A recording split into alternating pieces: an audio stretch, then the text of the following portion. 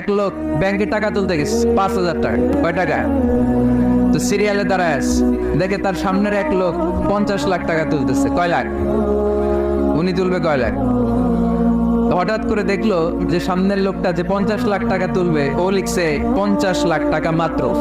যত বড় অঙ্কই হোক, শেষে কি লিখতে হয়? তো ক্যাশের মধ্যে লিখছে, চেকের মধ্যে, যে 50 লক্ষ টাকা মাত্র। 50 লক্ষ টাকা মাত্র। তো তারপর ওর চেক নিয়ে ও ক্যাশ কাউন্টারে দিছে। ক্যাশ কাউন্টার দেখতেছে, উনি লেখছে 5,000 টাকা নাই। 5,000 টাকার পরে কি লিখছে? নাই। তো ক্যাশে যে বসছে, কি ভাই ঘটনা কি? এত ক্লায়েন্টের সাথে ফিনান্সিয়াল ট্রানজাকশন হ্যান্ডেল করি, আমার জীবনে কাউরে তো টাকার সংখ্যার পরে নাই লিখতে দেখি নাই। ঘটনাটা কি? সে বলতে শুরু করলো, ভাই আমার আগে দেখলাম একজন 50 লাখ টাকা তুলছে।